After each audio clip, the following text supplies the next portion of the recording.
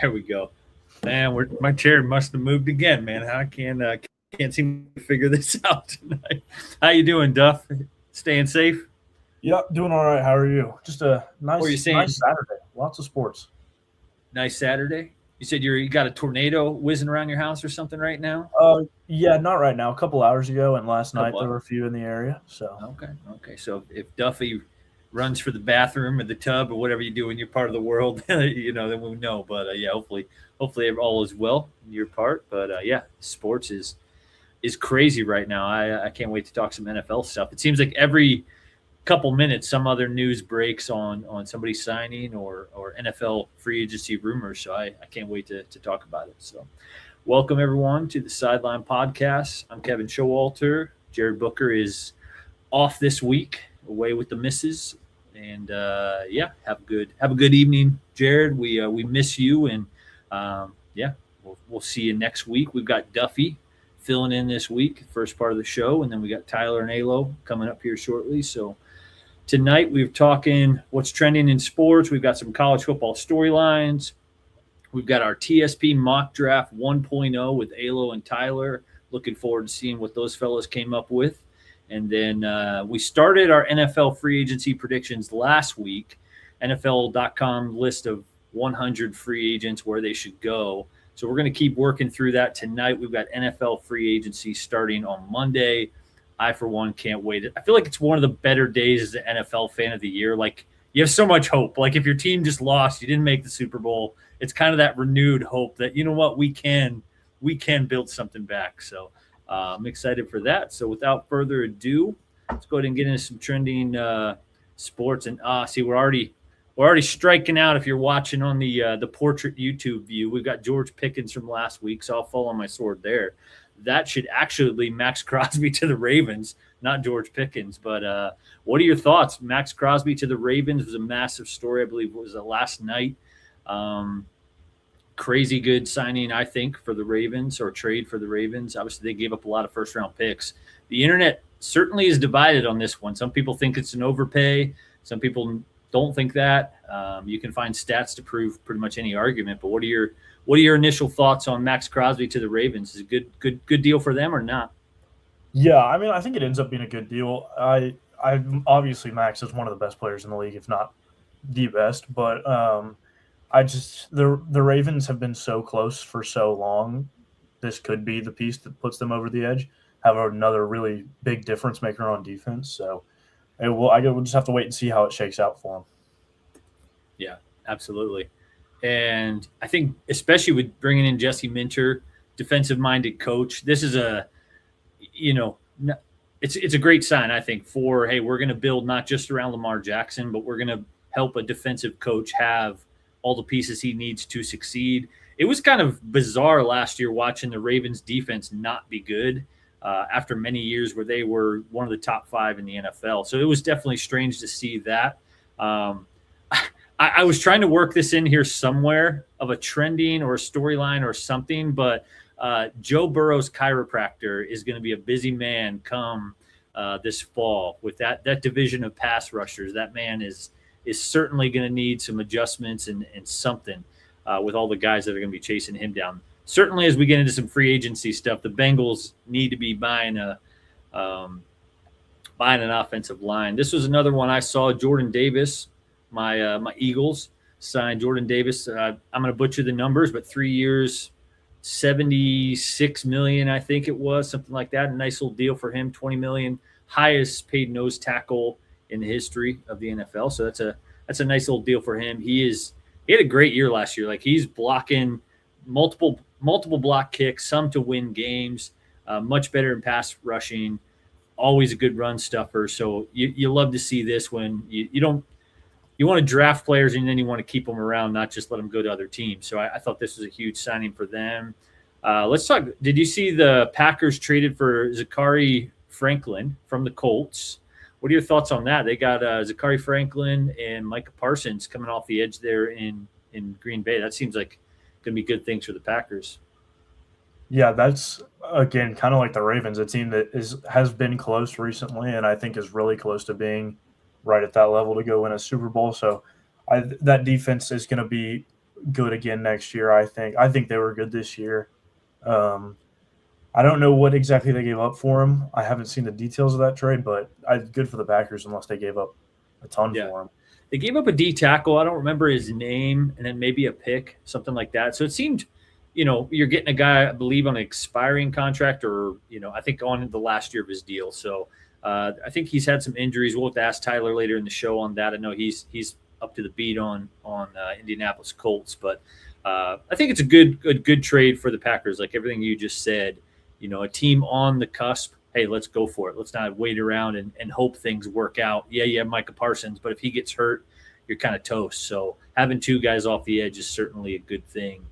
Any other things trending in sports this week? I saw Miami, Ohio finish 31-0, so they better be a March Madness team. You following the World Baseball Classic at all? Any other sports you even want to see in this week?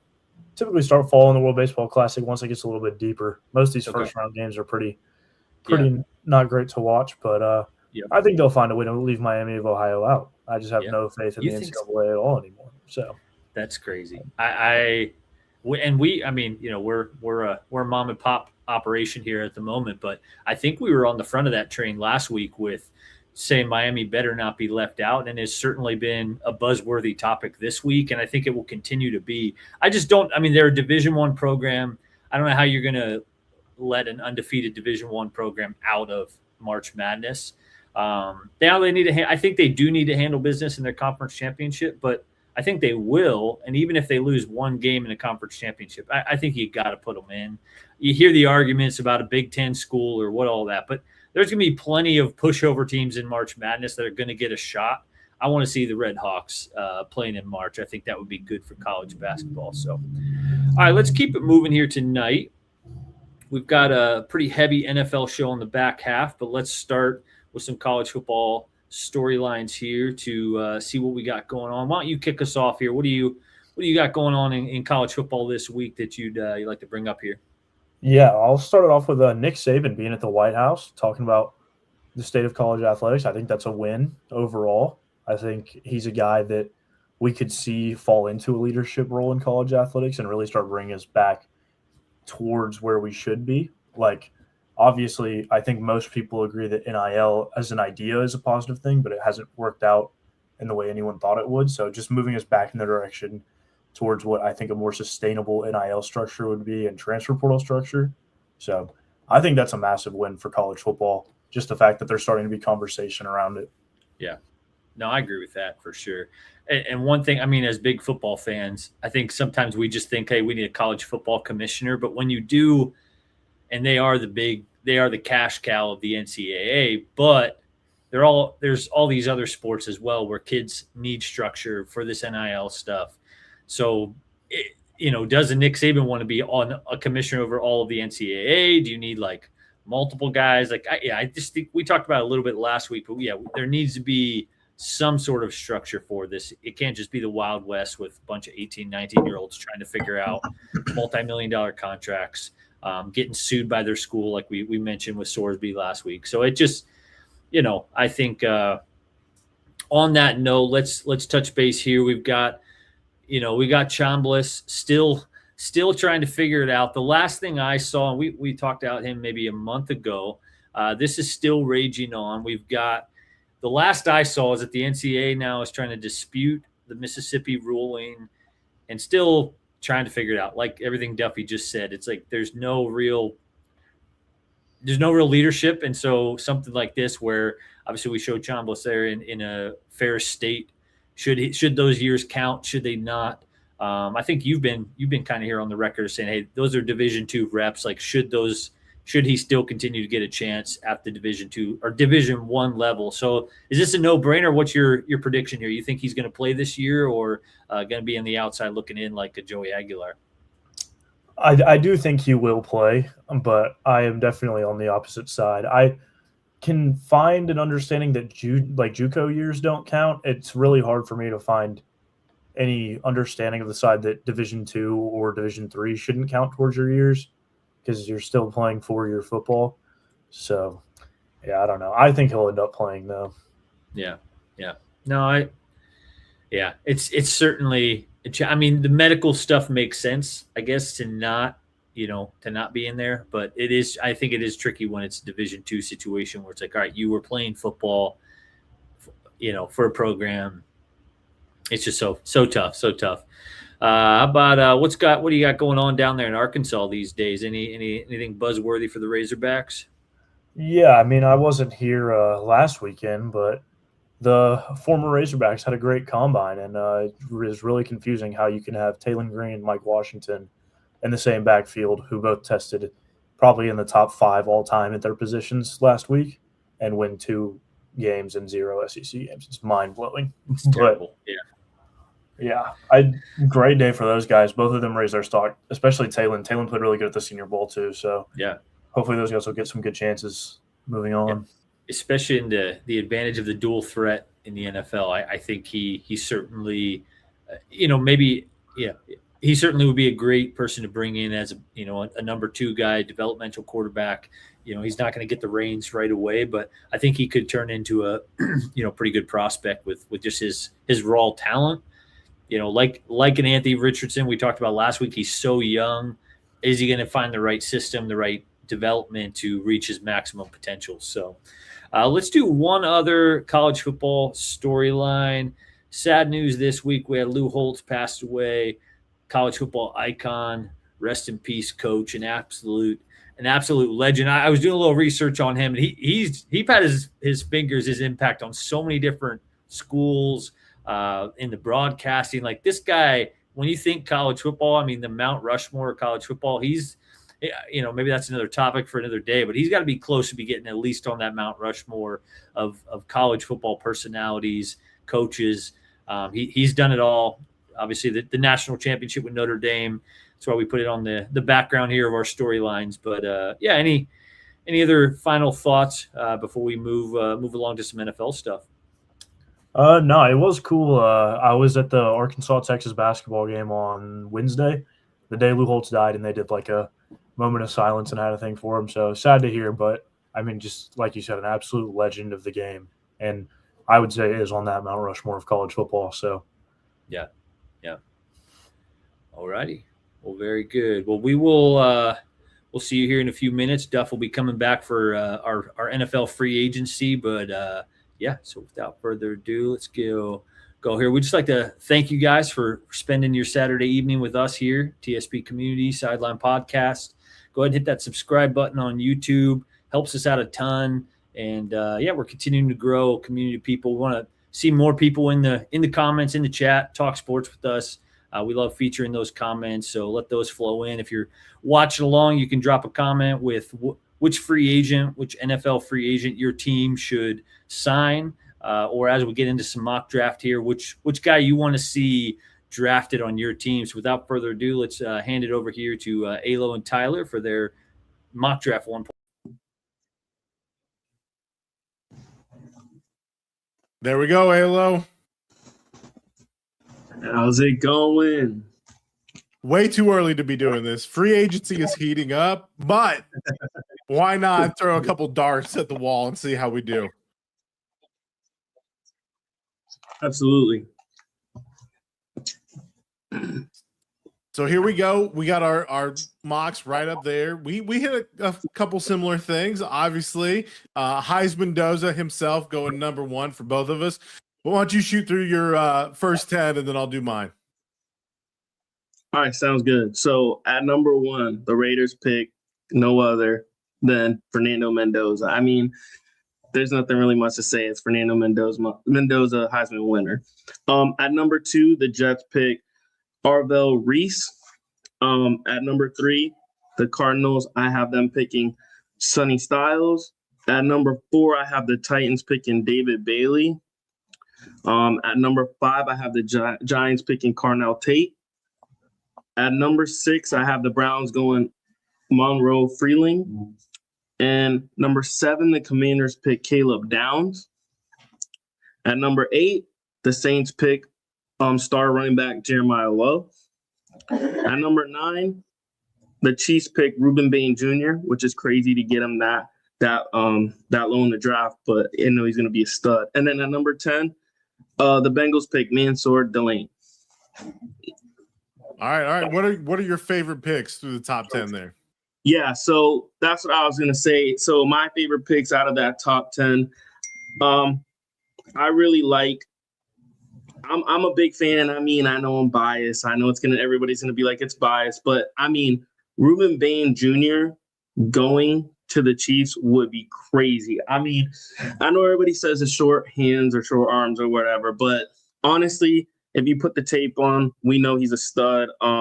Him besides Jones would be crazy. And I don't think they really need Jeremiah Love because there's so many free agents at running back this year. So they could easily take a running back. So, yeah, I feel like getting him, and now we know that they have an additional 29th pick with the trade they made.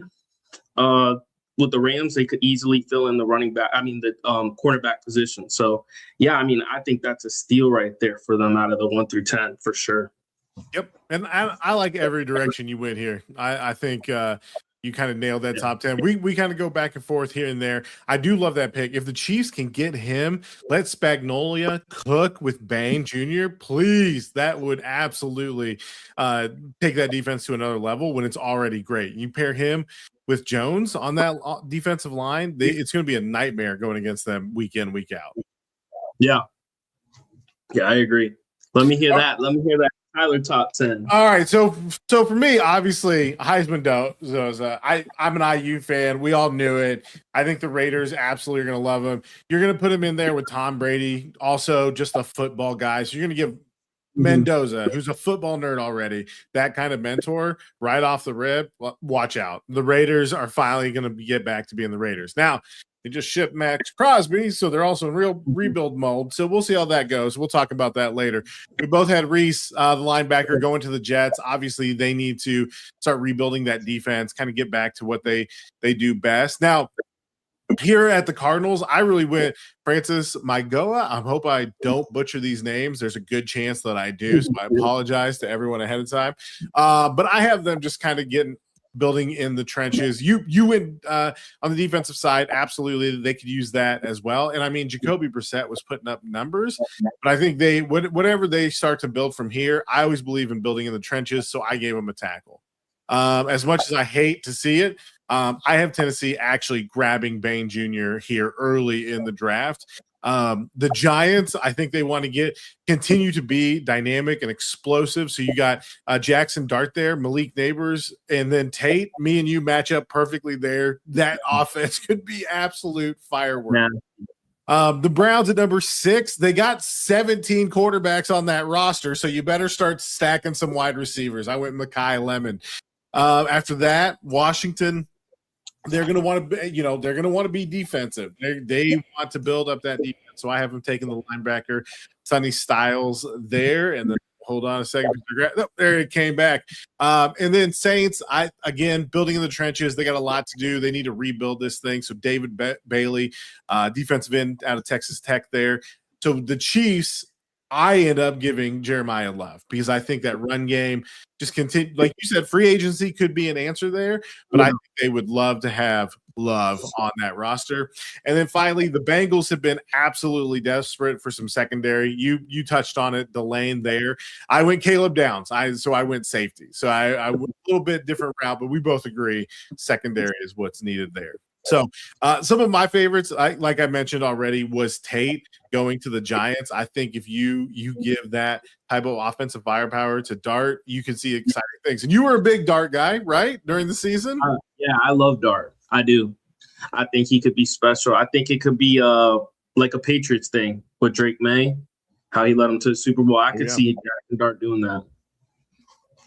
Absolutely. All right, so get back to the graphic here if we can, and then go ahead and go through your 11 through 20. Of course. So at number 11, I have the Dolphins taking Kenyon Sadiq out of Oregon. I have the Cowboys taking Dylan Thiemann, safety out of Oregon. And this one's crazy. I know people are going to tell me I'm crazy for this one, but I have the Rams taking Ty Simpson out of Alabama.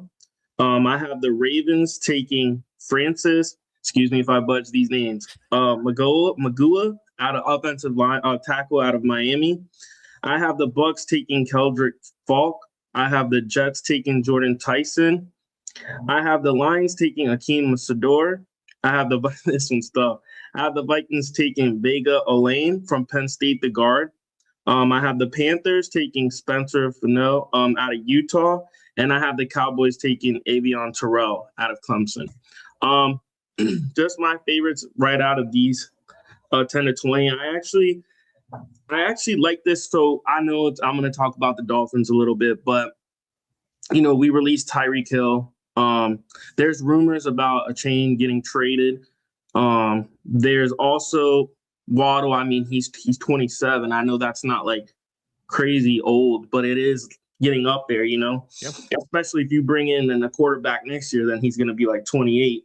So I have them getting Kenyon Sadiq because if you are tanking without telling us that you're tanking, but you're doing it, you got to have some kind of weapon when that rookie quarterback comes in next year. And if you do get a veteran quarterback, even if you do, one of the quarterback's favorite weapons is a tight end. It's their safety blanket. So I definitely think that you need to. And another thing is we never had a great tight end. So I would like to see that. And now tight ends are important. Look at Tyler Warren on the Colts. Look at Bowers, how that could change an offense. So, and then I know it's still like I wanted to do 1 out of the 10, but another one I have to talk about is Ty Simpson going to the Rams. I think I like this because he needs like a year to be under somebody, and he showed you potential. Like in the beginning of the season, he was going crazy. I'm pretty sure he ended with 28 touchdowns and 5 interceptions. So, I mean, you have an offense with Puka, you have Sean McVay, and then you have Matthew Stafford teaching him the ropes. I mean, I don't know. Maybe I could go back there and play quarterback, So he has the talent. I don't have I'm not 6'5", and I can't throw 70 yards or 60 yards. But he showed potential. He showed he has the talent. He played in the SEC. So I could definitely see him being a piece in a year or two. And he doesn't have to start right away because we don't know. Stafford could play another 3 years. Yep. Could be like a Rodgers situation and Love.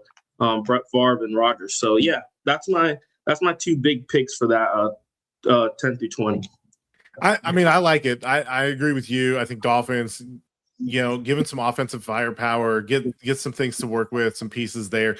Like you said, they're going to lose some, so they're going to need something new. And tight end, it's exactly what you said. Look at the Raiders. Look at Tyler Warren. Look at the Bears. So with Colton Loveland. So you look at all those, and you can see how a tight end can absolutely open a offense up wide open. So I do find the Atlanta thing with Ty Simpson interesting. Definitely a play. Let me throw a wrench in it though, because I am still an AR believer, and I'm just not going to quit on the kid just yet.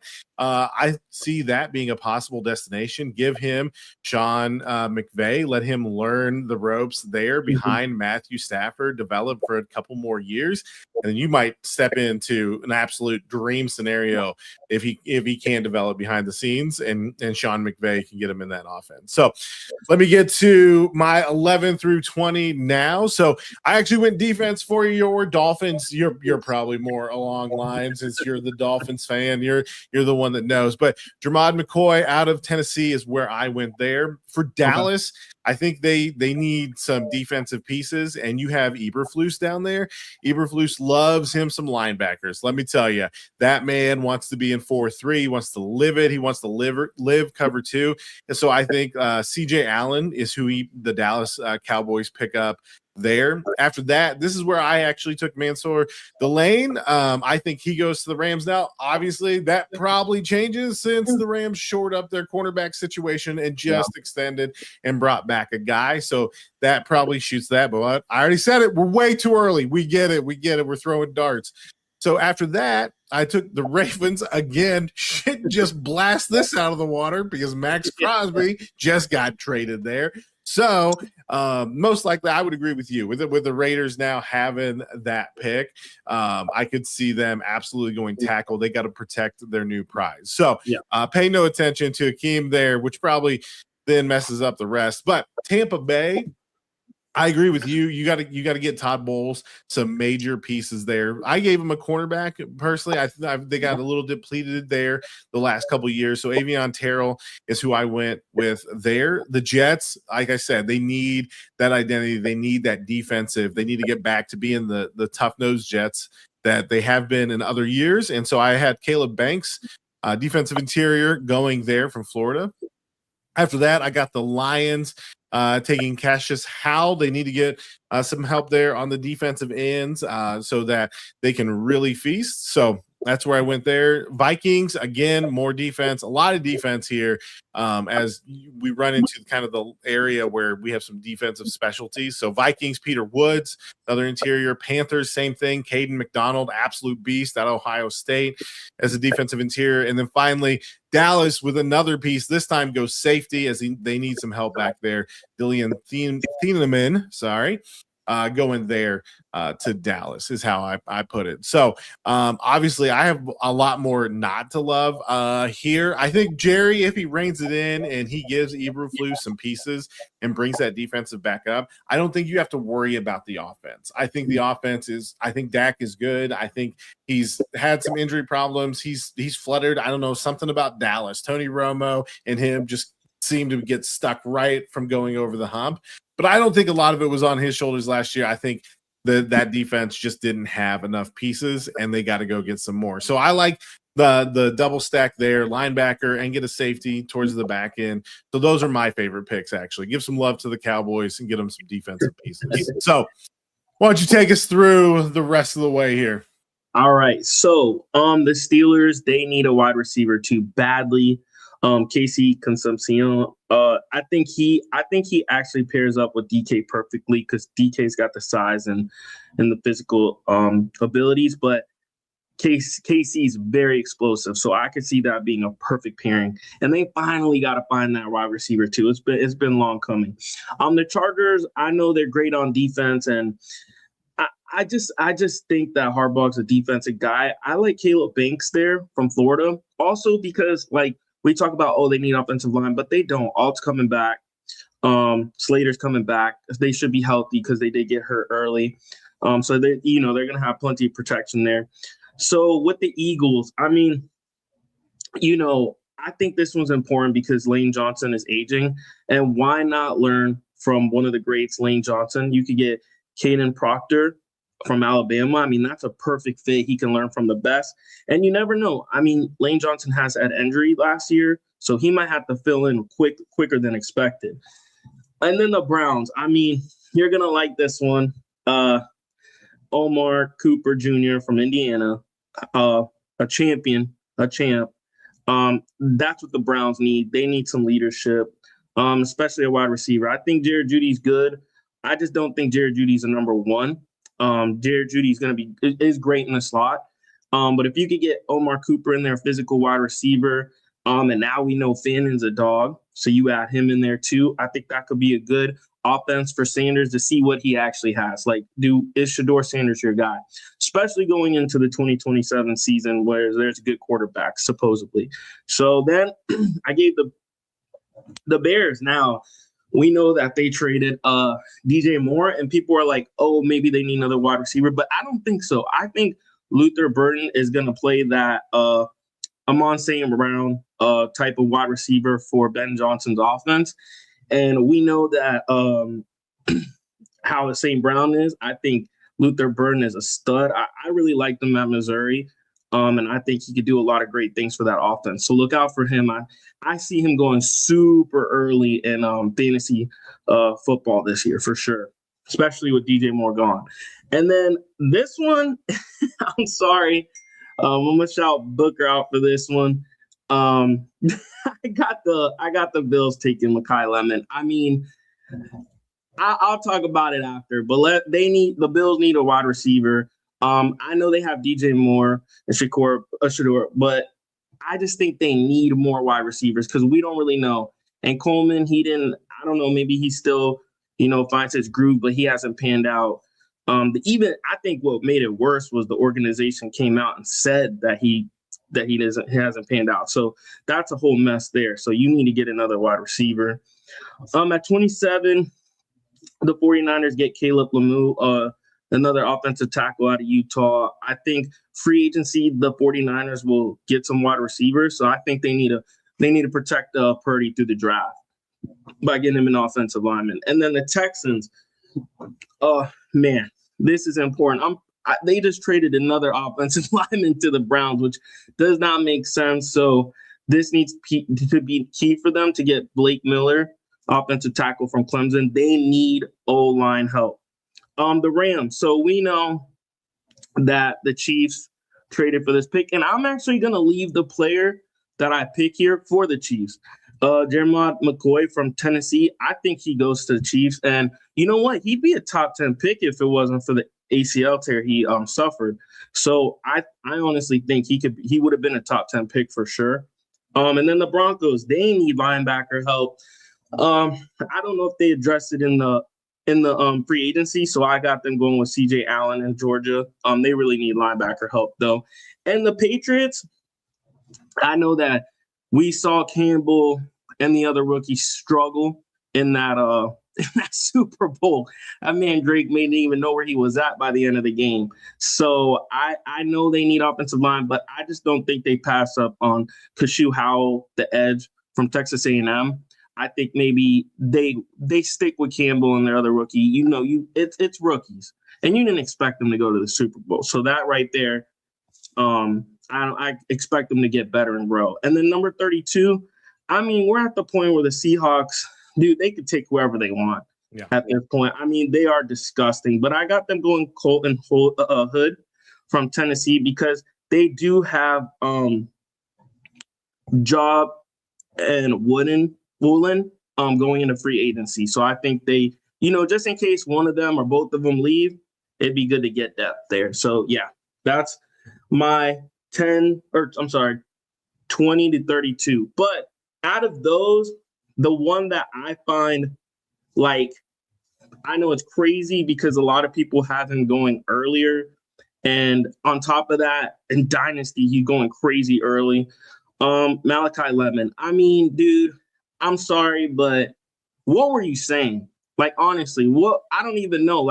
This man's like that. I don't know if he was possessed or he was doing a TikTok. He was like, hey man, dude, man, I just do it, bro. What are you saying?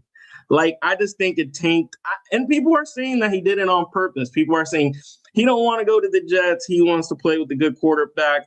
But you might mess around and, you go to the Eagles. What? You're going to be behind A.J. Brown and Devontae Smith. You're going to see no playing time. So, I mean, me personally, I would want to go to the Browns and the Jets because if you're that dude and you're that talented, then you could show them. I mean, look at poor Garrett Wilson, man. He's still a stud.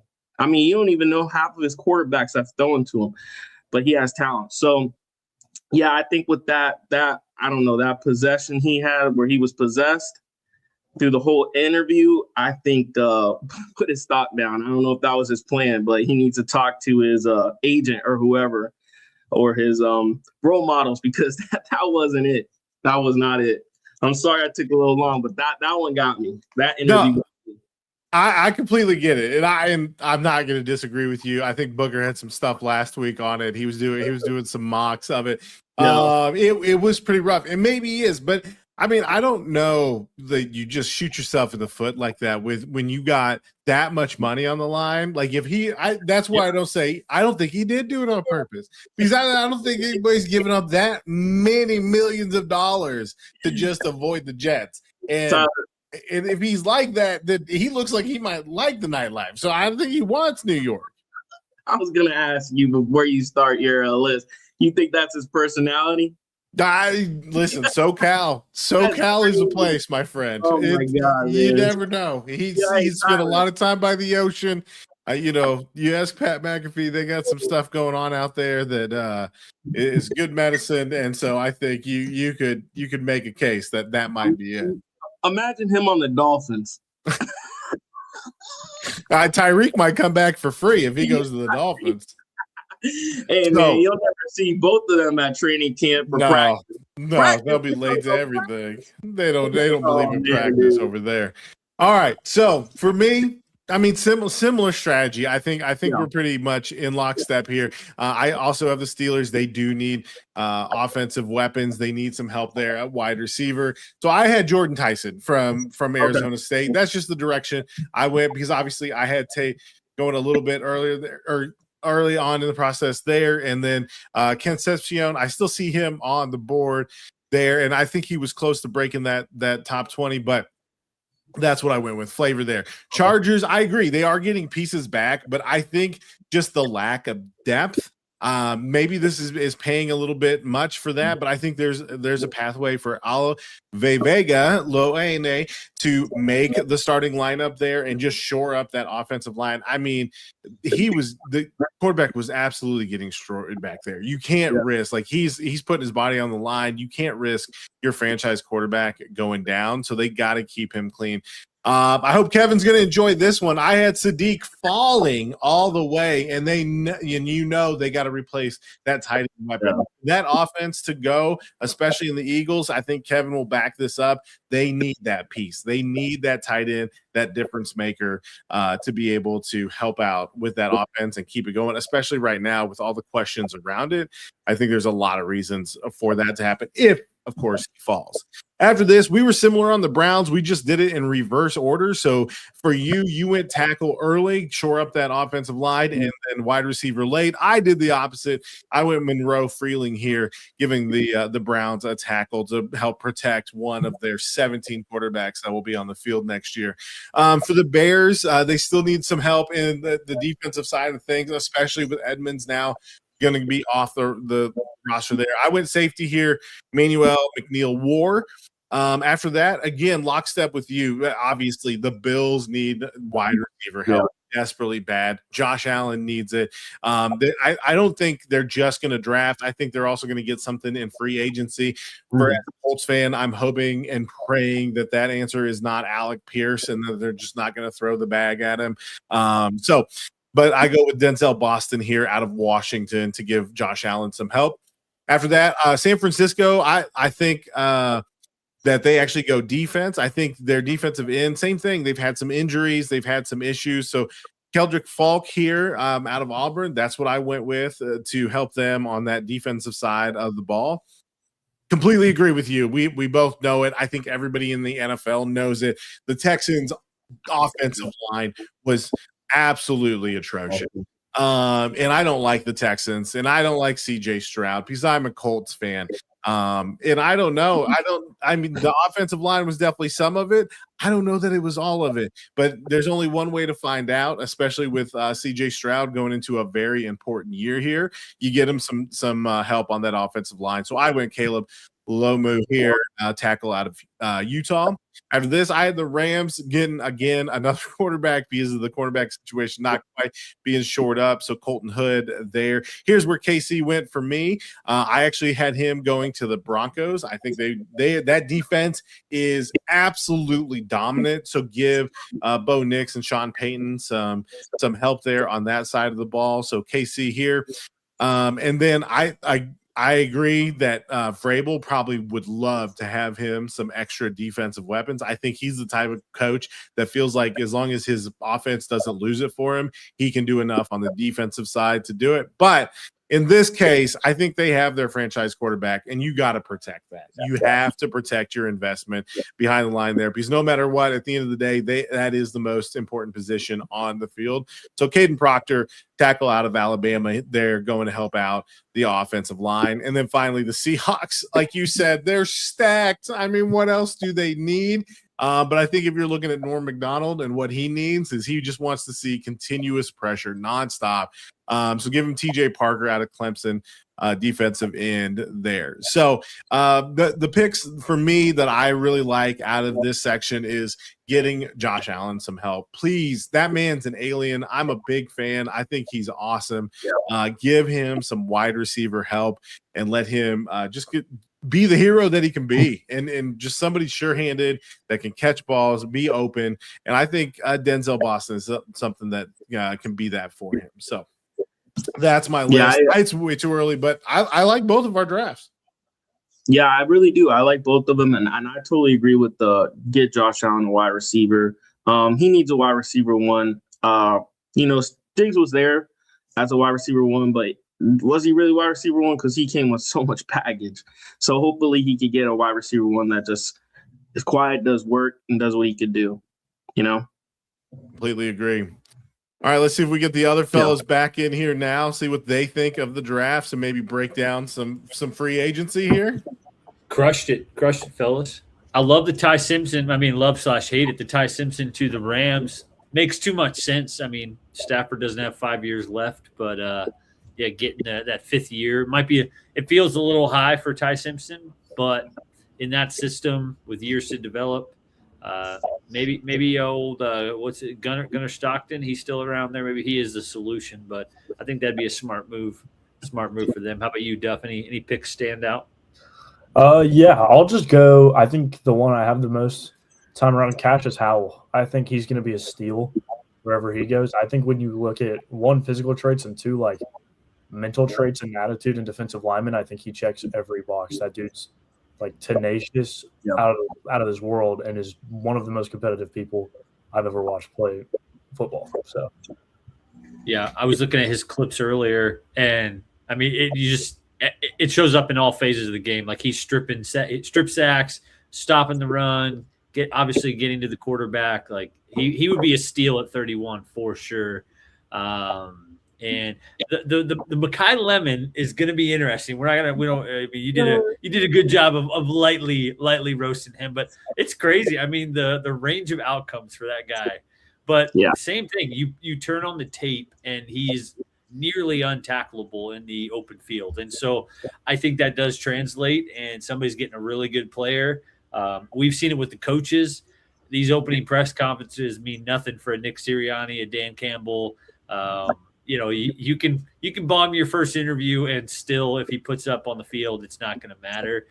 So it'll be interesting. There's a lot of national pundits saying he's still going top 10. So we will see. We will see. Kevin, how happy are you if Sadiq falls all the way to the Eagles pick? Do you think they go that route, or do you think they would go defense? I think they go tight end, second or third. I think it's almost certainly going to be offense or defensive line. I think they're going to just get back to the trenches. They've had a lot of splashy picks the last couple years, like Proctor there. I don't have that in front of me right now, but if he's there, I think that could be a spot. Even though I've heard he's such a large man that does he have the wiggle? You got to have the stature, but you also have to have the feet of a ballerina to keep up with these ridiculously fast, 4.2 edge rushers in the NFL right now. So not saying he can't do it, but that's one of the critiques I've seen. I'd love the mullet. Give me the mullet as a developmental swing guy. Could play guard or tackle. Line him up next to Lane Johnson for a year, and that would be sweet. So, yep. And then Duffy, I agree with you. That's why I like Cassius going to the Lions. Could you imagine him across from Hutchinson, just absolutely wreaking havoc for other offenses? Yeah. He showed me to be a kind of a Detroit guy. Yeah, fits the Dan Campbell mold really well, I think. Yeah. All right, so let's continue. We've got NFL free agency. We started this last week. We have our NFL.com list. Let's get Duff back in here. So we started last week. Let me find my notes. We went through Malik Willis, Jalen Phillips, Tyler Linderbaum, Alec Pierce, Trey Hendrickson, Devin Lloyd, Daniel Jones, and Kenny Walker. So if you're interested where you think those guys are going to go ahead and check that live stream out from last week. But picking up, I think we're around number 10. Let's go with Adafe Owa. I think I'm pronouncing that correctly. And this one is interesting because of the Khalil Mack news we talked about right at the beginning of the show. But I did see a report from one of the big names that the Chargers are still looking to re-sign Owa. So I personally, and this is the homer in me, but this is a name that's consistently been, if they can't re-sign Jalen Phillips, this would be a nice consolidation prize. He's got the length, the size, the speed. Give me this guy in Philly for a Vic Fangio defense. I think he would be an excellent fit in the 4-year, $80 million. How does the Jordan Davis extension factor into this? I'm not sure. I could also see, for a minute there, I thought maybe he could go with the Raiders, pair next to Maxx Crosby. And last week, the funny thing is we were talking about let's put another edge next to Maxx Crosby. And clearly the Raiders do not listen to the Sideline Podcast. They're like, we're going to send that man packing. So that's just terrible. They've had no hope in Vegas for so long. And now that they finally have a glimmer of hope, they send their franchise packing. I don't get it. Any other teams that stand out for Odofe? Oh, I think all 32 teams could use another edge rusher. But any other thoughts here, Duffy? Where do you think he lands? Yeah, I'm kind of on the Eagles train too. I think, to me, that's a team that is going to be spending this offseason on a pretty high clip, I would think. So I think that's a good spot, and I think that's a spot where they need help. So. And then, all right, so we had Rashid Shaheed here. He's our man on the graphics. We'll throw him back up there. And the Seahawks are in a really interesting spot where they have a lot of guys going into free agency.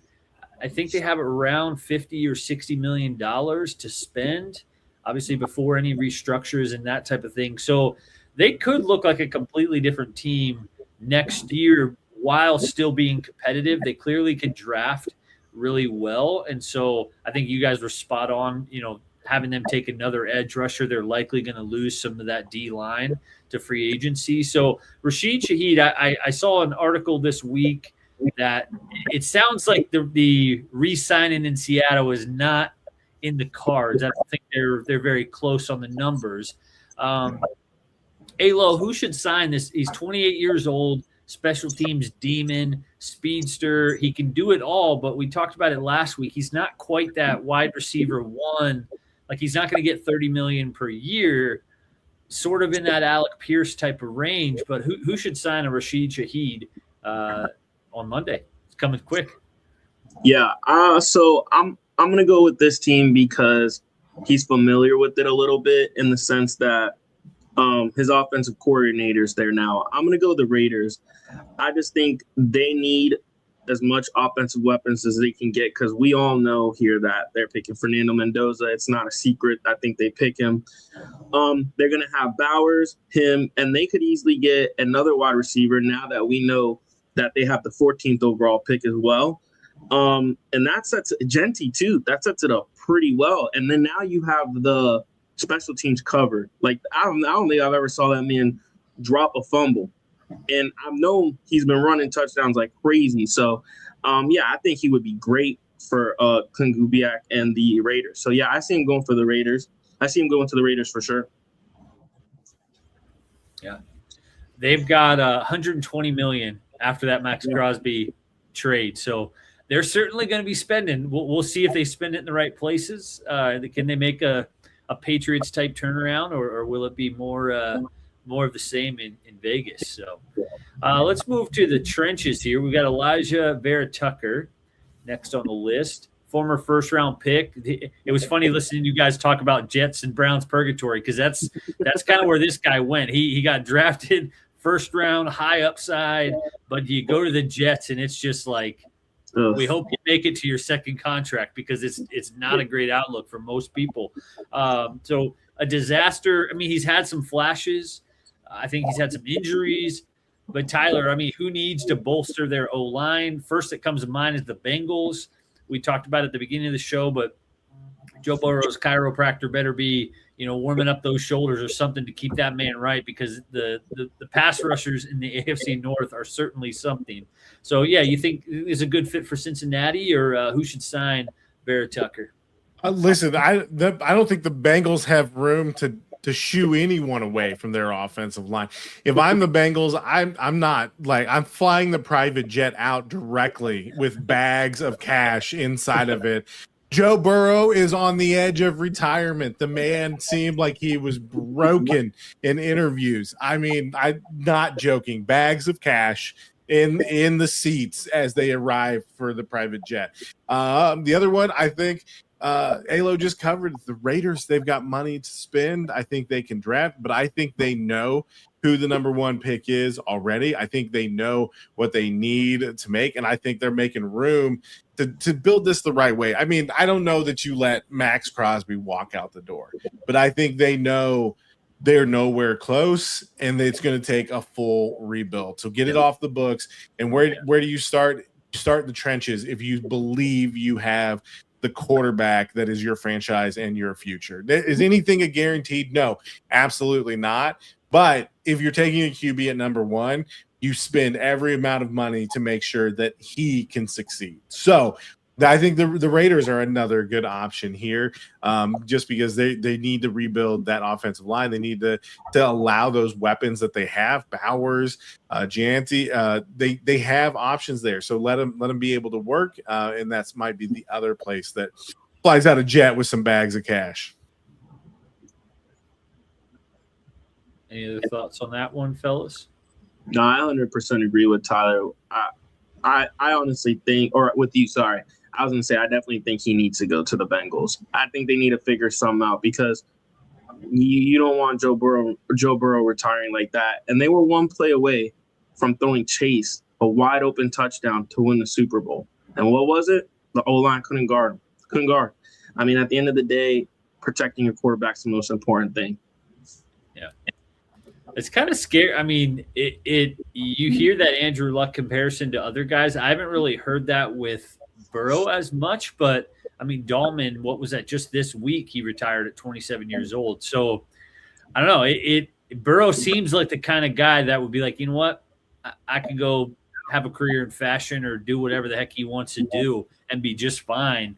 Obviously, he's a competitor. He's one of the only people who's been able to slay Mahomes in the playoffs. But yeah, if he's going to just continue to drop back and get sacked 60 or 70 times a year, I mean, yeah, you got to look at your future, man. So, all right, let's move along here. We've got Mike Evans.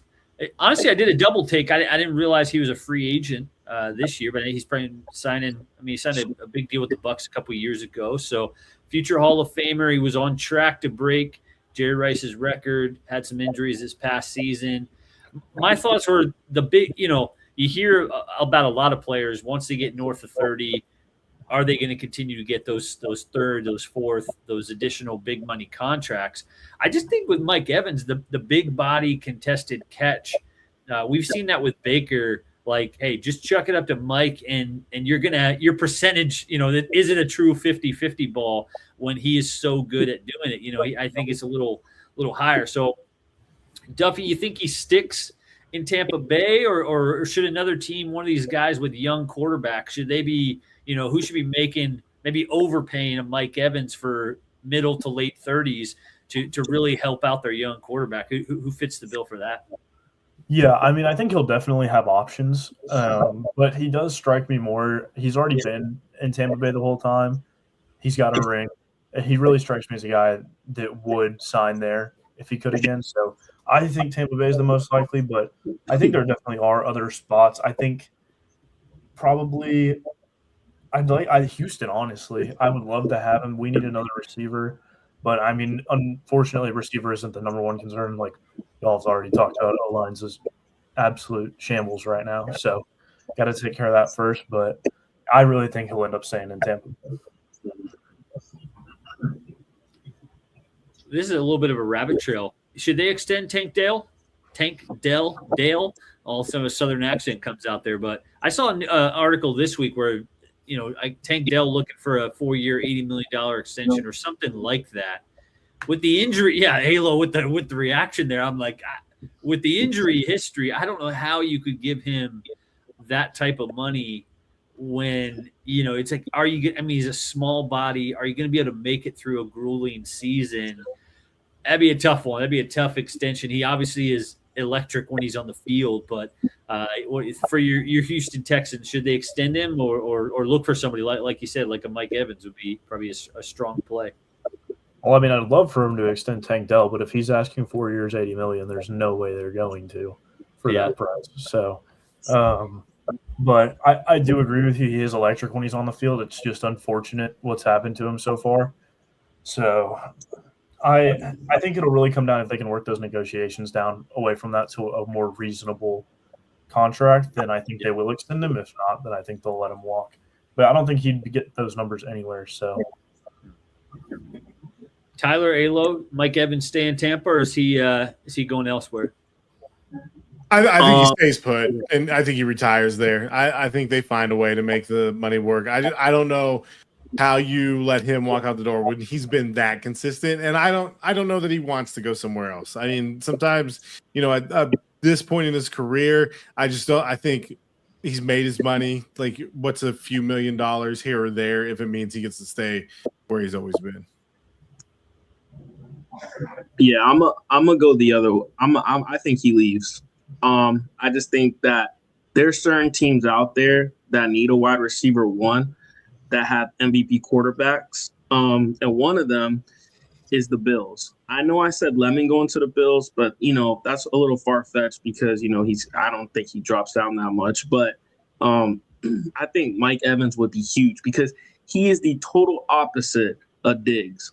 I mean, he'll go in there, he'll work, he'll do what he has to do, and also look at Devontae Adams, what he's done for the Rams in the playoffs.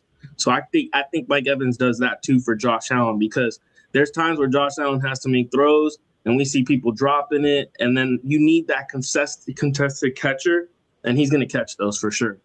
He's 6'5". I mean, absolutely. All right. I was trying to, if you're watching on YouTube or you saw our thumbnail ahead of time, I was trying to pull that up here. We're going to stick in Tampa with tight end Cade Otton, and we're going to group this in. There's kind of an old guard of tight ends, the Travis Kelce's, the Dallas Goddards, and then there's a couple guys here in this 25 to 27 range in years old. So on the NFL.com, Kyle Pitts was on this list in this range. I've seen some graphics recently. I think it was even on Yahoo where it still had Kyle Pitts as a free agent. Let's actually start there before we move to Otton and Isaiah Likely. But should Kyle Pitts get the extension in Atlanta, oftentimes the franchise tag is sort of hey, let's hold your rights while we negotiate an extension. It can also be, let's make you prove it one more year to see if we want to give you that extension. So which side do you think it's on for the Falcons? Is it, hey, let's work this out over the next couple months, or do they want to see one more year, no more Kirk Cousins? His best games of the season were with Kirk Cousins. So we're really curious to see what he's going to do, with the quarterback. And obviously we mentioned this a little bit last week. But yeah, just Duffy, Alo, Tyler, Kyle Pitts, long-term extension, rapid fire, yay or nay on that? Duffy, you kick us off. Yeah, I think this is definitely more of a prove-it franchise tag. I think there's been flashes of really, really good football, but the consistency definitely hasn't been there. So I think that's kind of what they're looking for, a little more consistency out of him. And I think if they get that, then I'm going to go yay on the extension. Yeah, I'm right there with you. I think they're giving credit where credit's due. Inconsistency at quarterback, between injuries and not working out and things like that. And yet he has continued to improve and show flashes. I don't know that, he proved that he was the top pick that he went, but he's proven that there's something there, enough to keep working and see if you give him a quarterback consistently through the year, what that looks like. So I would be a yay on the extension if he can prove it and take another step this year. Yeah. Halo? I just want everybody to know that they picked that man over Jamar Chase. That's all I'm saying. I don't know, man. That's what they do. Hey, that's what number 8 overall or something like that? They picked him at number 3. 6. Oh, yeah. Oh, gosh. It's somewhere up there. Yeah. This was 5. Wow. Ain't that crazy? That is wild. But to answer the question, I just think I don't know how many years we're going to go every year and say, hey, this guy's going to be the guy. Yeah, he's going to be a great tight end. I mean, I got people in fantasy, some of my friends, they're like, oh, man, this is his year. We're going in, year 6, year 5, year 4. It's not his year anymore. I just don't think he's him. I think after this year, the Falcons are going to realize, hey, we got to get rid of him or let him go. And he goes somewhere else. We had someone, we created a YouTube short on a similar type of topic, and one of the comments was he's going to get Julio Jones type of usage this year, and I was like, that's a little bit disrespectful to Julio Jones. Like, he was a Hall of Famer in Atlanta, and you're saying a tight end that's had one decent year is going to be Julio Jones in usage? Like, I don't know, man. That feels like a little bit of a stretch. So, all right, let's bump back here to Tampa. We've got Cade Otton here on this graphic, and then we'll talk Isaiah Likely as well. To me, this one is interesting. Tampa Bay is at a kind of a fork in the road. They have a lot of older players like a Mike Evans, a Vita Vea, Levante David, all of those guys remaining from the Super Bowl run with Tom Brady. Then they've got a lot of younger players that they seem to be trying to build around. And Baker Mayfield is kind of the one in the middle holding this together. He's young enough to get the big money extension. I think this was a little bit of a mistake here from the Bucs, not extending this guy, just letting him go to free agency. If you look at the snap percentage, every time you turn on the Bucs tape, they're running the ball behind Otton and behind Tristan Wirfs on every single play. And you could say, yeah, that's Tristan Wirfs, but it's also Cade Otton, like, leading the way on most of these plays. I think you got to extend these young players early to keep them in your building and build. But it's hard when these teams have these older players that led you to a Super Bowl. And so I just think the Bucs are at this fork in the road. Alo, who do you think should sign Cade Otton tight end? Should the Bucs try and bring him back, or is another team going to swoop in and take a 27-year-old tight end who plays a lot of snaps, has been very productive, and has shown a lot of potential? Yeah, I think the Bucs should re-sign him and give him the contract he deserves. But I think he goes to the Commanders. I think that's a great landing spot for him.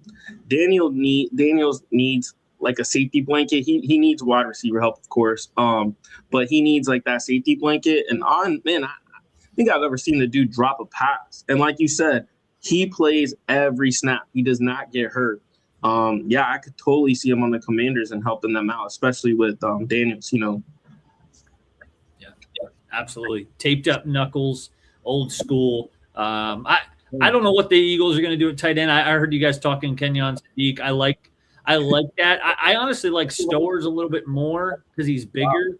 Sadiq's kind of that tweener, like 6'3", 230 type of body, which I think that can work in the NFL, but these guys just get stuck in the middle of, like, you're not quite big enough to be in the run game, but you're not quite, fast enough in the pass. I almost like Stowers better with just the size he brings, but Sadiq is going to be interesting. He has a wide range of potentials, but I wouldn't hate the taped up knuckles coming to Philly and lead blocking for Saquon. I think that would be, especially they brought the OC from Green Bay, and seeing what Tucker Kraft did last year, I think you could get a lot of that same type of production. Whether they keep AJ Brown or not, you still need production from the tight end. And yes, let's go one more tight end here, and we'll wrap up. Isaiah Likely, another guy with a wide range of outcomes. My question for you, Tyler, here is this to me is someone going to egregiously overpay for a player who he never really was able to usurp Mark Andrews, older man Mark Andrews, always injured Mark Andrews. Like, the second Mark Andrews comes back, he's immediately back in the tight end one role. So I think Likely is really talented, but sometimes I'm like, is he going to be – he might get paid like, a McBride or like one of these top guys. You're hoping he can take that step.